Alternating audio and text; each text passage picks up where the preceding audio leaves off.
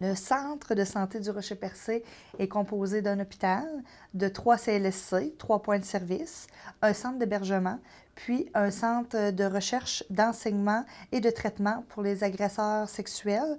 Ce programme-là se retrouve au niveau du centre de détention de Percé. Et le C3S couvre le territoire de Gascon à Percé, donc environ une centaine de kilomètres.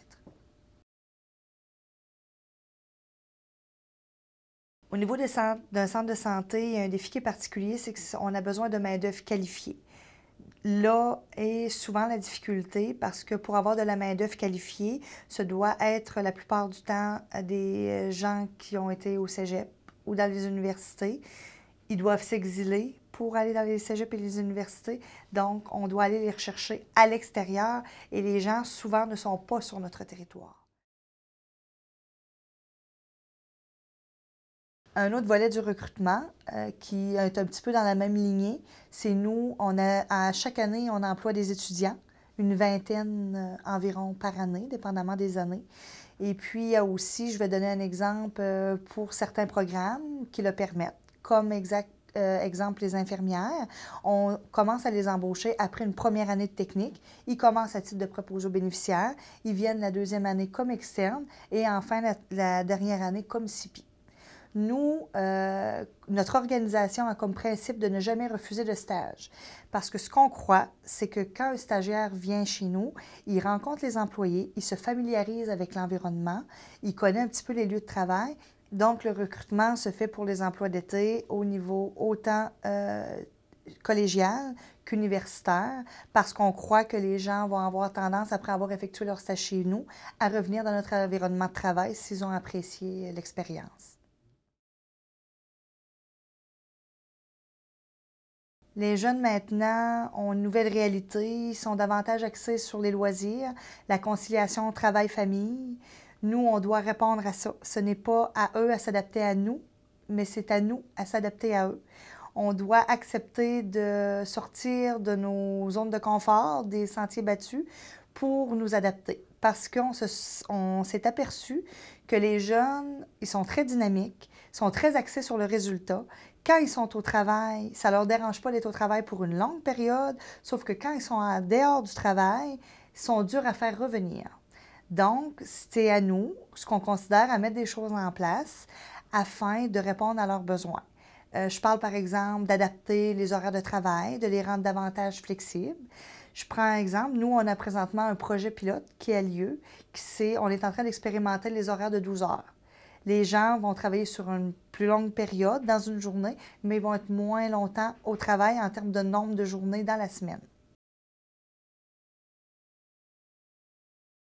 Afin de fidéliser le plus possible nos employés, nos nouveaux employés, nous, on a mis différents outils en place ou différentes choses en place. Dans un premier temps, on a standardisé le processus.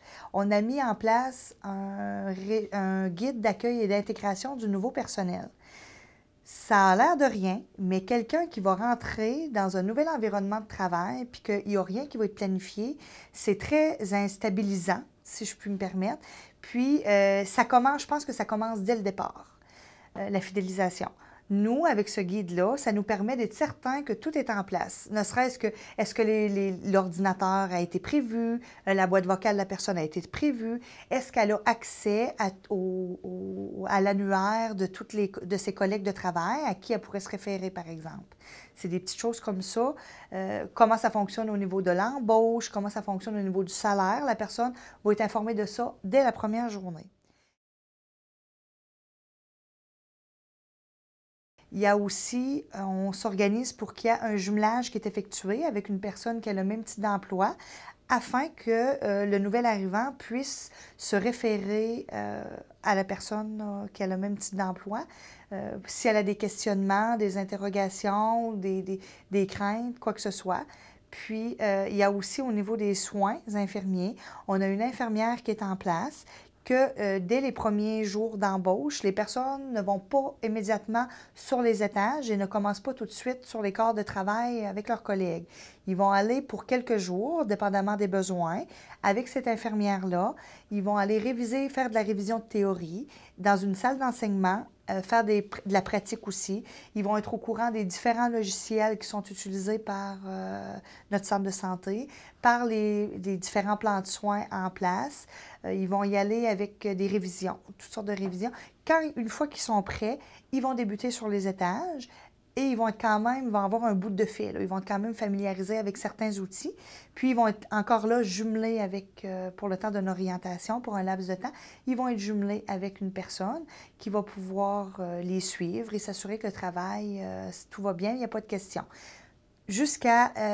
Pour faire suite à ça, l'infirmière qui était là pour la révision dès le départ, pour l'accueil, si vous voulez, elle va être là comme préceptrice et ou mentor. Les gens, ils vont pouvoir se référer à cette personne-là pour une période de 3 à 5 ans. Si jamais ils ont des questions, des craintes, tout ça, ça va être un petit peu leur personne ressource, mis à part là, leur supérieur immédiat. C'est certain que c'est important de s'intégrer à son milieu de travail, mais c'est aussi important de s'intégrer dans la communauté pour être certaine que les gens demeurent avec nous. Nous, comme employeurs, on défrait une partie des activités sportives parce que c'est certain qu'un employé en santé, c'est un employé heureux. Donc, il y a une partie qui est défrayée, que ce soit de la danse, de la piscine, le gym. Puis, on a aussi un partenariat avec le Carrefour Jeunesse Emploi du territoire qui, eux, organisent fréquemment des activités pour les nouveaux arrivants. On transmet les informations à ces personnes-là qui vont se rendre là, la plupart du temps aux différentes activités pour aider à se faire un réseau, mais à l'extérieur du réseau.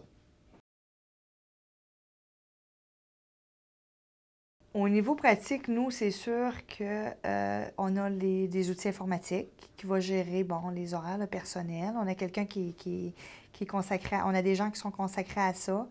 Mais moi, ce que je pense, c'est qu'au-delà des outils, il faut quand même à l'écoute des besoins des gens. Nous, on est terrain.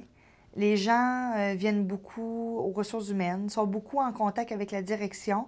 Je pense qu'il faut impliquer les jeunes dans les décisions. C'est important. Parce que si on veut qu'ils soient sensibles à nos réalités, il faut être sensible à leur réalité à notre tour.